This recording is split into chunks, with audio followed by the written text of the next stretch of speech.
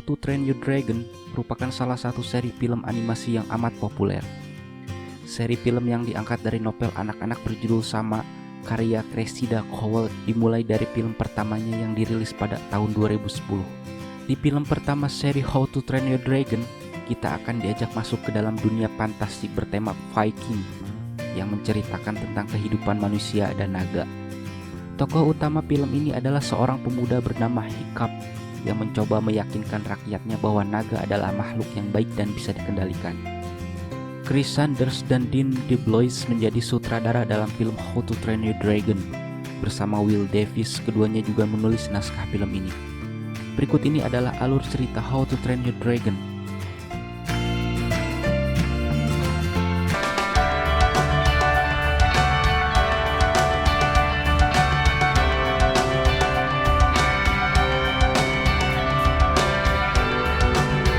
Kisah dalam film How to Train Your Dragon mengambil latar di sebuah pulau fiktif bernama Berg yang terletak di daerah Skandinavia, Eropa Utara.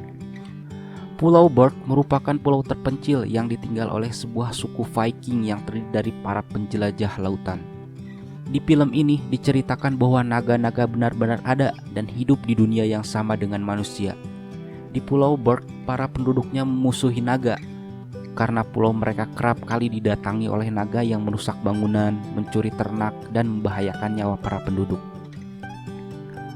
Kepala suku yang menjadi pemimpin para penduduk Berg, Stoik the Fast, memiliki seorang putra tunggal yang bernama Hiccup Hernandus Hadox ketiga. Namun sama sekali tak seperti ayahnya yang gagah dan berwibawa. Pemuda berusia 15 tahun itu memiliki penampilan yang kurus dan nampak lemah. Hiccup sama sekali tak mencerminkan sosok putra mahkota yang akan meneruskan tahta ayahnya suatu hari. Ia bahkan dianggap tidak memiliki kecakapan yang cukup untuk membunuh naga. Oleh karena itu, Hiccup akhirnya justru berguru pada salah satu pandai besi terkenal di Berg, Gover, untuk membuat berbagai peralatan mekanis. Namun seringkali alat ciptaan Hiccup ini justru gagal dan malah menyebabkan hal yang tidak diinginkan. Suatu hari ketika para naga kembali datang dan menyerang Pulau Berg, Hiccup berhasil menggunakan salah satu alat ciptaannya untuk menembak seekor naga hingga jatuh. Naga yang ditembak jatuh oleh Hiccup itu adalah seorang naga Night Fury berwarna hitam, spesies naga misterius yang sangat langka dan berbahaya. Tidak ada penduduk Berg yang percaya bahwa Hiccup telah berhasil menembak jatuh naga itu. Oleh karenanya, Hiccup memutuskan untuk mencari sendiri naga itu di lokasi tempat ia melihat jatuhnya sang naga. Hiccup pergi ke hutan dan akhirnya berhasil menemukan naga yang ia cari. Naga itu terperangkap dalam jaring dari alat buatan Hiccup. Saat melihat naga itu, Hiccup tak tega membunuhnya dan akhirnya justru melepaskan naga itu agar bisa kembali bebas. Stoik merencanakan sebuah misi pencarian sarang naga bersama para penduduk lain dari Pulau Berg. Sebelum Stoik pergi, ia menyertakan Hiccup dalam sebuah kelas pelatihan melawan naga yang diajarkan oleh Gover. Kelas pelatihan itu ditujukan bagi para remaja di Pulau Berg untuk membekali mereka dengan kemampuan untuk melawan dan membunuh naga di masa mendatang.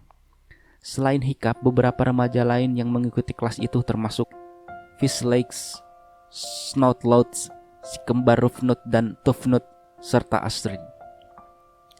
Astrid adalah salah satu gadis Pulau Berg yang memiliki sifat pemberani serta sangat mahir dalam hal bertarung dan menggunakan senjata. Sebenarnya Hiccup sendiri diam-diam mengagumi Astrid dan menaruh perasaan pada gadis itu. Suatu hari Hiccup pergi lagi ke dalam hutan tempat jatuhnya si naga Night Fury yang sebelumnya ia tembak. Ternyata Night Fury itu masih ada di dalam hutan itu. Naga yang malang itu tidak bisa terbang lagi karena alat yang ditembakkan oleh Hiccup telah merobek sebagian dari ujung ekor si Night Fury. Akhirnya Hiccup pun berusaha mendekati naga itu agar bisa merawatnya. Awalnya Hiccup mencoba menawari si Night Fury dengan ikan sebagai makanan. Ia lalu menamai si Night Fury dengan nama Toothless karena naga itu memiliki deretan gigi yang dapat disembunyikan.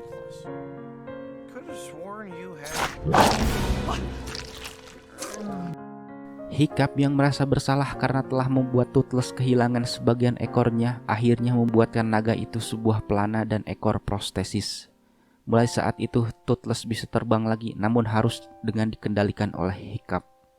Hiccup menghabiskan semakin banyak waktunya dengan Toothless di hutan. Melalui berbagai kesempatan, ia pun dapat mengerti lebih baik tentang naga dan perilaku mereka yang ternyata selama ini banyak disalahpahami oleh kebanyakan manusia.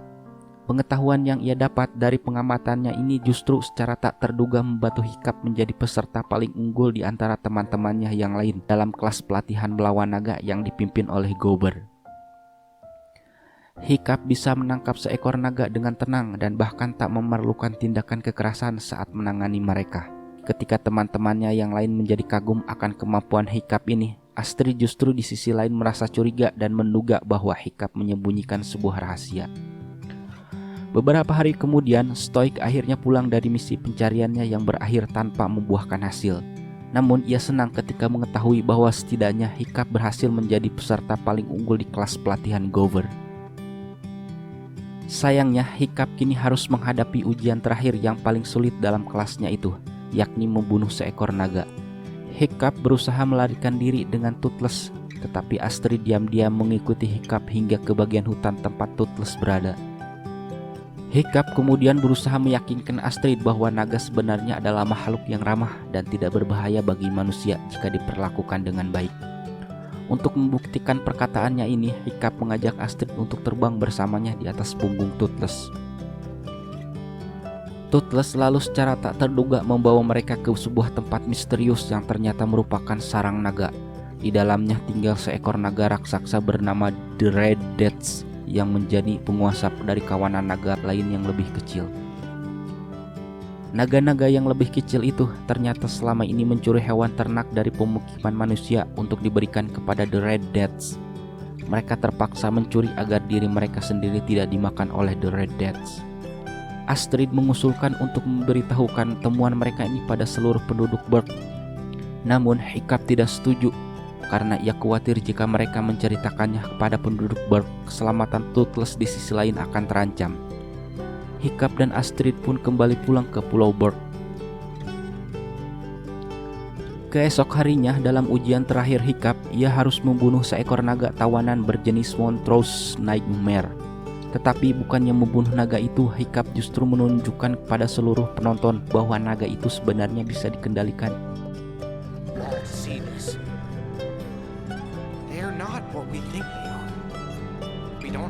Jika manusia menggunakan kelembutan dan cara damai. Stoik yang geram melihat ini lalu dengan sengaja memancing amarah naga itu dan menyebabkan si naga menjadi agresif. Toothless tiba-tiba datang untuk menyelamatkan Hiccup, tetapi Toothless justru akhirnya ditangkap oleh para penduduk Berg yang lain. Hiccup akhirnya tanpa sengaja mengungkap bahwa Toothless mengetahui tentang sarang naga yang berusaha dicari oleh Stoik. Merasa kecewa dengan Hiccup, Stoik mengumumkan bahwa ia tak lagi menganggap Hiccup sebagai putranya.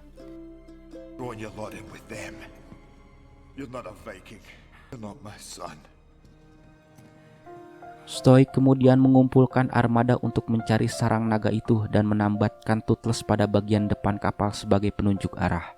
Setelah Stoik dan pasukannya pergi, Hiccup merasa terpukul dan berpikir bahwa ia dulu seharusnya membunuh Toothless.